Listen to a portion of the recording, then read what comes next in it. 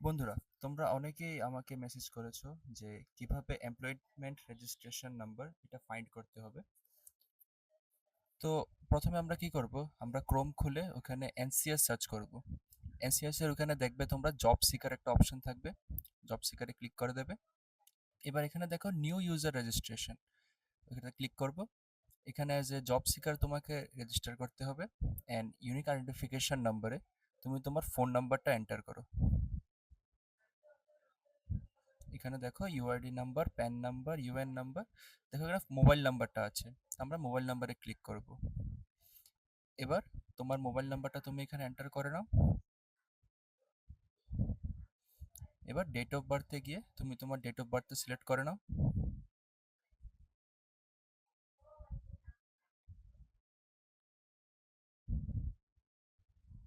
এবার চেক। এবার এখানে তোমার ক্রেডেনশিয়ালসগুলি আসবে। তুমি তোমার credentials, first name, middle name, last name, gender, state, district, pincode, guardian's name, highest level of education, এগুলিকে আস্তে আস্তে তুমি ফিল আপ করে নাও। হাইস্ট লেভেল অফ এডুকেশন আমি এখানে গ্র্যাজুয়েট দিলাম। আর এডুকেশনাল কোয়ালিফিকেশনে দেখো এখানে অনেকগুলি আছে।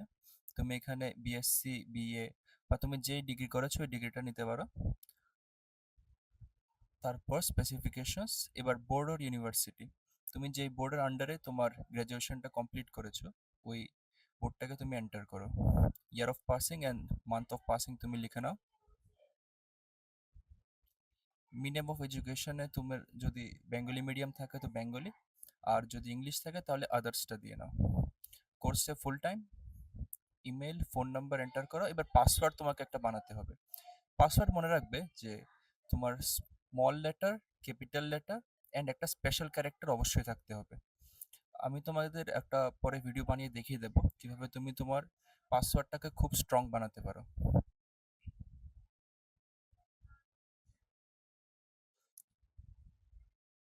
এবার আসবে এমপ্লয়মেন্ট স্ট্যাটাস, এখানে তুমি দিয়ে দেবে সেলফ এমপ্লয়েড। কি স্কিলসে তোমরা কি করবে যে শুধু তুমি তোমার স্কিলটার নাম লিখবে, তারপর দেখবে এখানে ড্রপ ডাউনে চলে আসবে।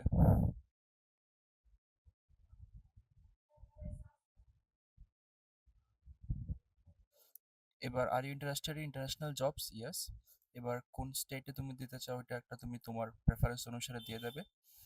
অ্যাড ইউর অকুপেশন, এখানে তুমি যে কোনো কিছু লিখো, যেমন ডাটা যদি তুমি লিখো তোমার কাছে অনেকগুলো অপশন আসবে। তো এখান থেকে তুমি যে কোনো একটা সিলেক্ট করে নাও। এবার তুমি তোমার সিকিউরিটি ক্যাপচাটা এন্টার করো।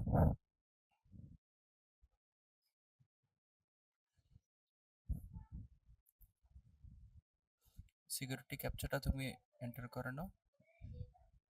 I agree and then submit. একটু টাইম নেবে, তারপর তুমি দেখবে উপরে তুমি দেখতে পাচ্ছ ইউজার এনসিএস আইডি। এটা হলো তোমার এনসিএস আইডি, এটাকে তুমি কপি করে রেখে নাও অ্যান্ড ফর ফার্দার ইউজ তুমি এটাকে ইউজ করতে পারো। অ্যান্ড পরবর্তীতে তোমরা কিভাবে ফর্মটা পুরোপুরি ফিল আপ করবে আমি ওই বিষয়ে একটা ভিডিও শীঘ্রই নিয়ে আসবো।